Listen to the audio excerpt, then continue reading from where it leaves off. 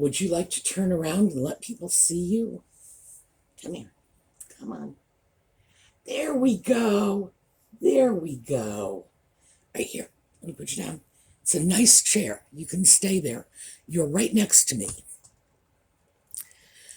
Well, happy 2023 and welcome back. I thought today we would discuss my New Year's resolution and what it is and what drove me to deal with this at the beginning of the year. I do not ordinarily make New Year's resolutions, but I've made an exception for 2023. And when we come back, we will talk about that. He is rubbing up against my back because apparently he didn't like being sidelined over to the chair. All right, we'll be back in a minute.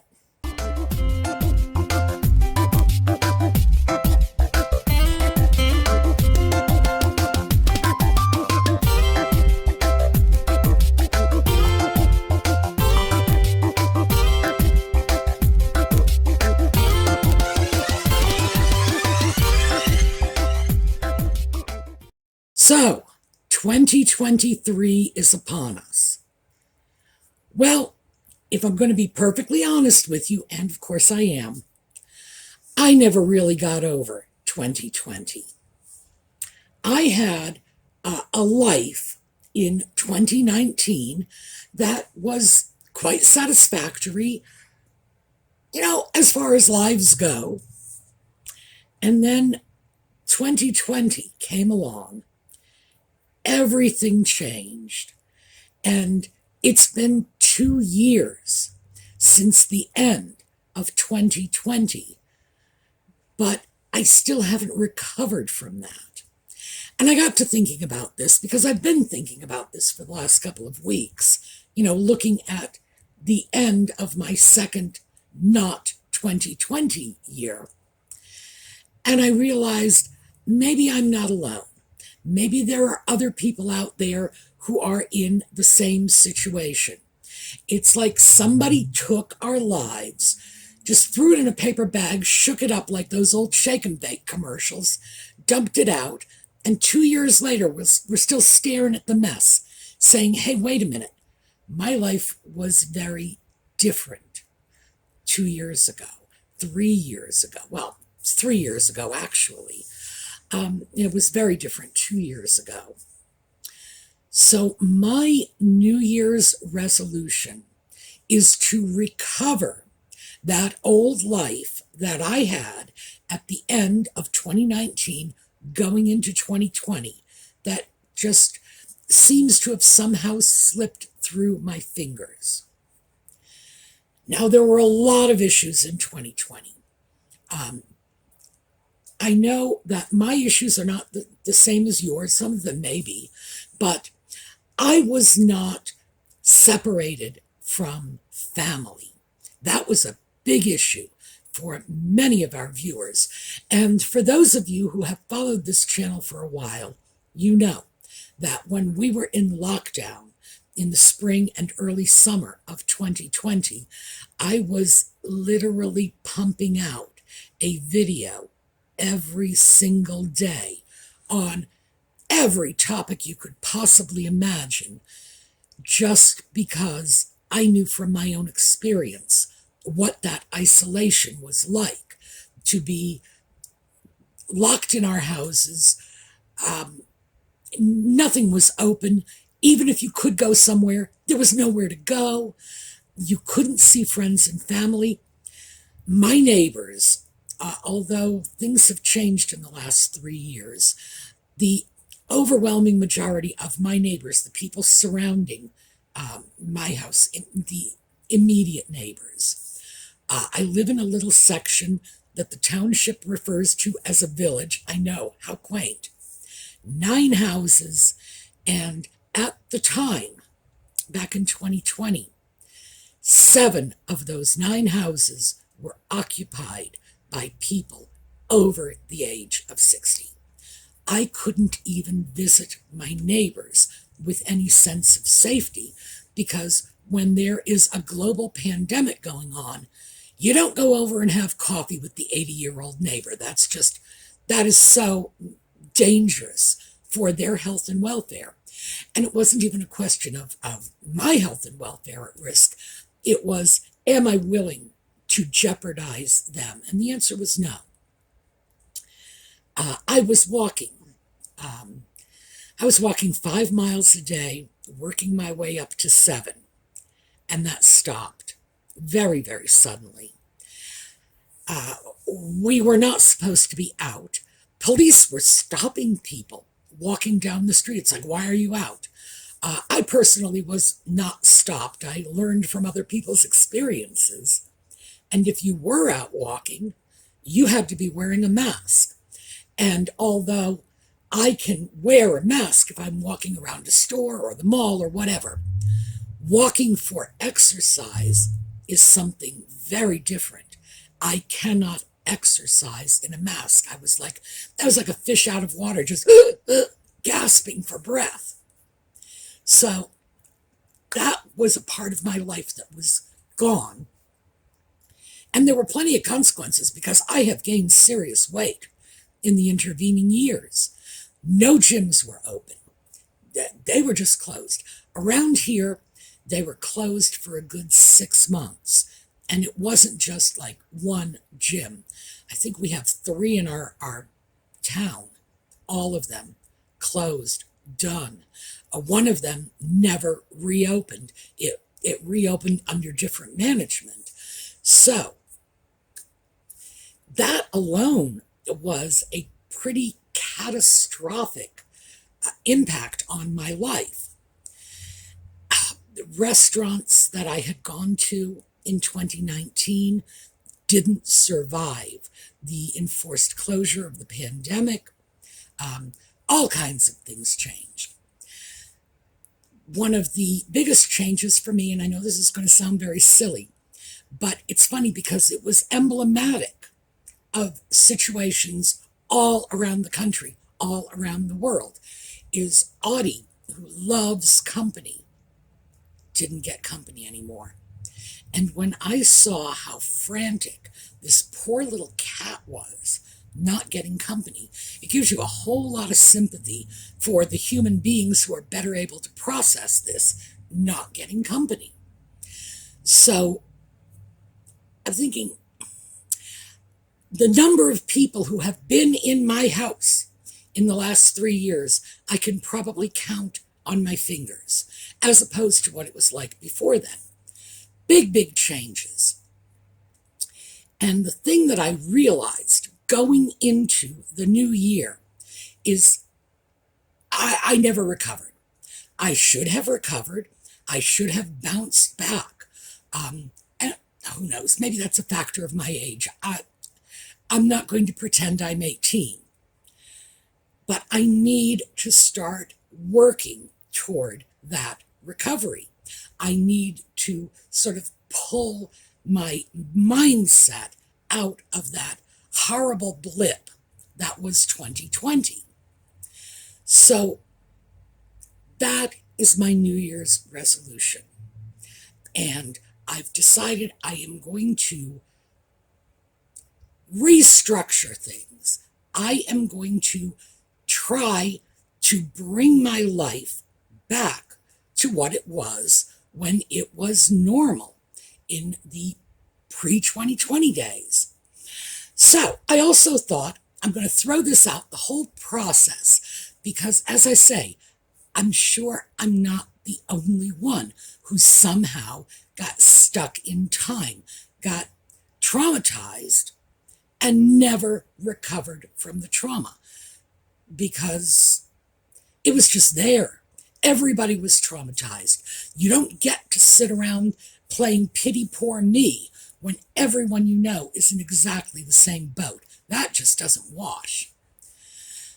But I am on a journey this year. I'm giving myself the entire year to do it, to start to put things back together again, to make changes I probably should have made a while ago, like, 2 years ago.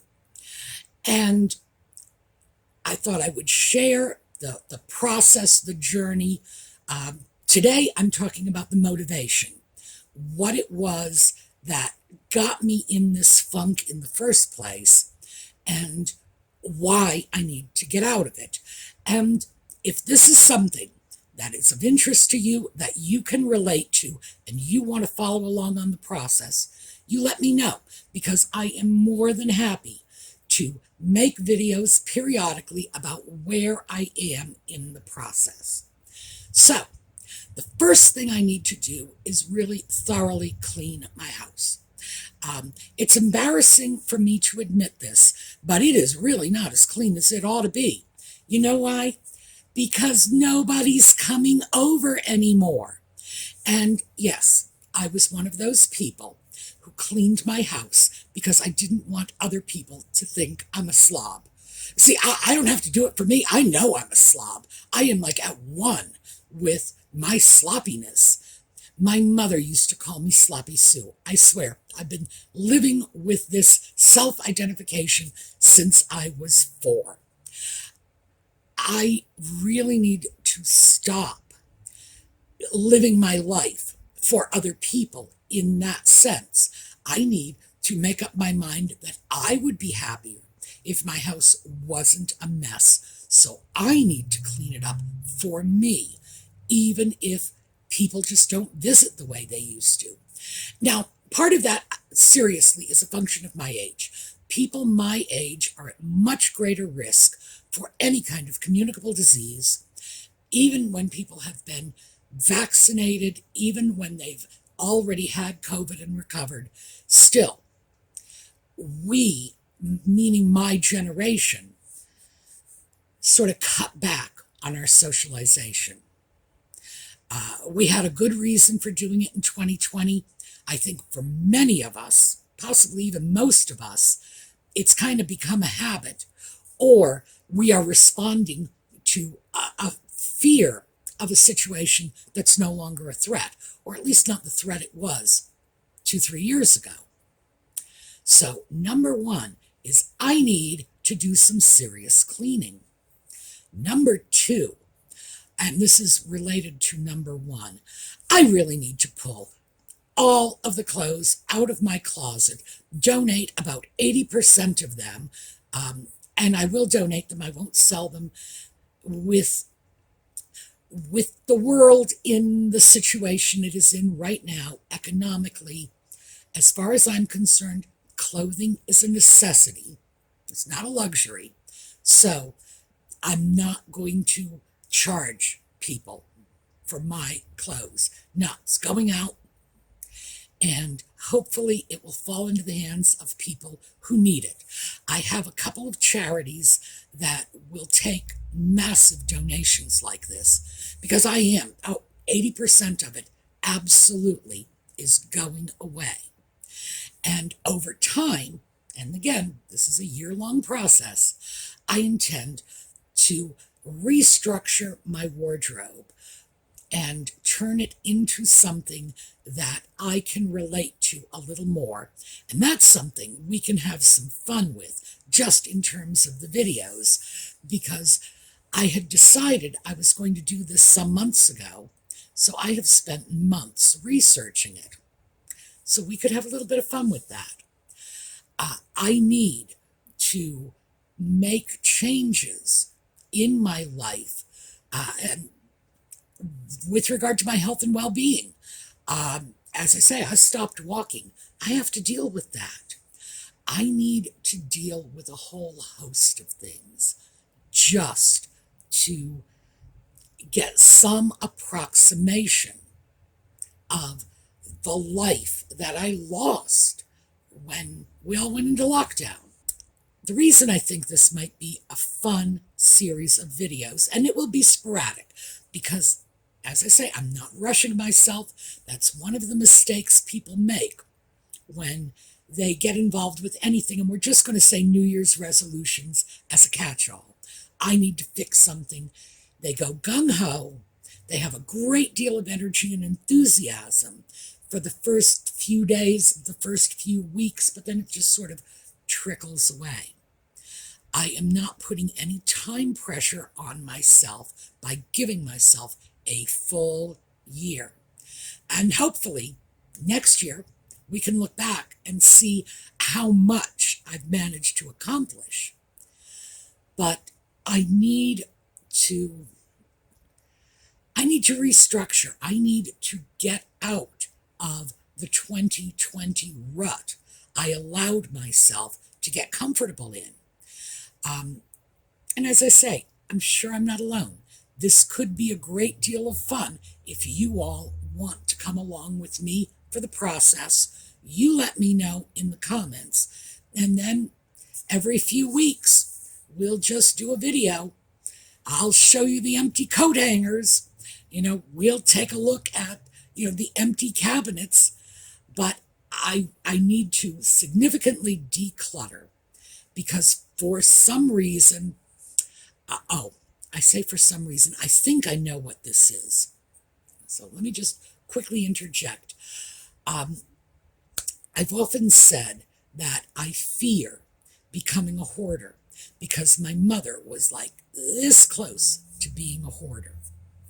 We never knew why my mother did it until one day my sister, this is the younger of my two sisters, called me up and said, "You will never guess what I found in the back of Mom's closet." I found old canceled checks with Dad's name on it. Well, my father had been dead for 30 years at that point, and my mother still had those old canceled checks. And all of a sudden, just the light shone, and we all realized why she was a hoarder. She was reacting to the trauma of my father's death. He was 39 when he died. My mother was 36. She had children, and it turned her life upside down. And I guess she figured if she lost something, my father, she wasn't going to lose anything again. Thank you very much. Once it came in, it was not allowed to go out and get killed in a car accident. She wasn't having it. It made us all much more sympathetic to what was going on for her.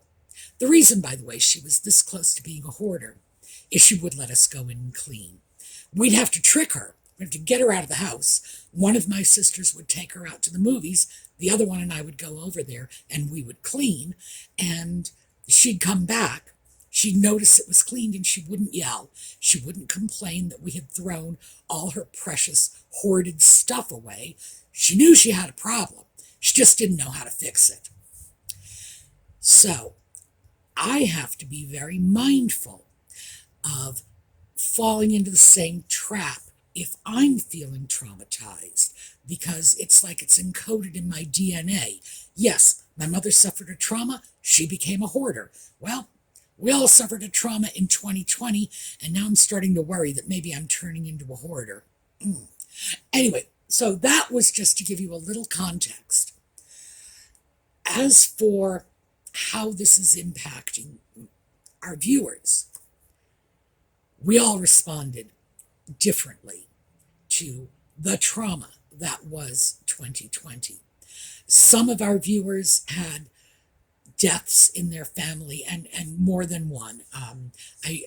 Good Lord, I can remember the comments back then from people who lost loved ones in the pandemic, people who hadn't seen their grandchildren in a year because of lockdowns, which varied throughout the country. You might have been on lockdown in the spring in your community, whereas family members on the other side of the country might not have gone into lockdown until the summer, and then for them it was going through the fall. So we all had our own experience. I do not think anyone's experience was what could be called positive. And join me. I am going to do something about it. I am going to find a way to fight my way through and come out on the other side. So, having experienced it myself, hopefully I will be sufficiently sympathetic. But I'm hoping this is something we can all kind of do together. This is a wonderfully supportive community. So our viewers are very active in the comment section. They leave good, concrete advice in the messages. So if you, like me, are still trying to find a way out, follow along.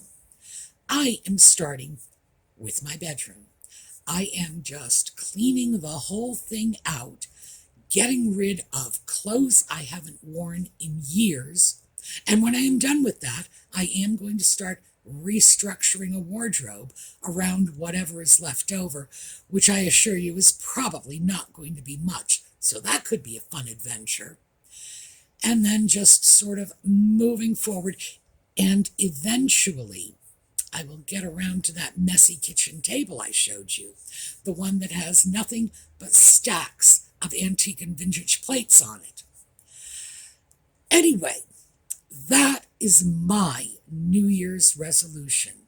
For those of you who want to come along, be my guest.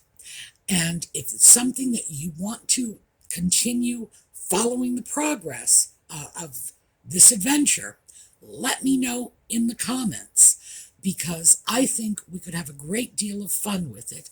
And hopefully those of you who did manage to recover and move forward from 2020 will be a resource to those who have not. Share the ways you did it. What helped you? How did you move past the trauma? Because I think at this point, I'm not sure if I am, just alone in still dealing with this. I don't think I am. I think many of us are, but nobody's talking about it. And I haven't heard people talking about it in the last 3 years. People have not been just throwing it out there saying, hey, look, as a culture, we were hit hard. It was like somebody took a frying pan and whacked us in the head. And for some of us, we're still like the cartoon cat with our heads snapping back and forth. And I think maybe it's about time we started dealing with this. So that is my New Year's resolution for 2023. And as I say, let me know in the comments if you want to follow along. There may be some things you will enjoy. There may be other aspects of this that are of no interest to you. But again, that's what the comments section is for. All right, that is it for me today. Actually, Audie is still right here on the chair where I left him, and he's sleeping very quietly. This is unusual. He's not ordinarily that good. Today, he has already hit me up 3 times to put food in his dish. The first time it was, no, I don't like this food. The second time it was, you didn't mix it in together properly. The third time it was, you should put cat treats on it. Yeah, sometimes he can be a little handful. All right, let's take a look at a slideshow on the way out. We've got a whole comment section. Let me know what your New Year's resolutions are. Let me know what your thoughts are on my scramble out of the mess that was left behind by 2020. And I will see you all next weekend. And of course, we will have Just Chatting this evening. Meanwhile, have a terrific day. And let's hope 2023 is a good year for all of us.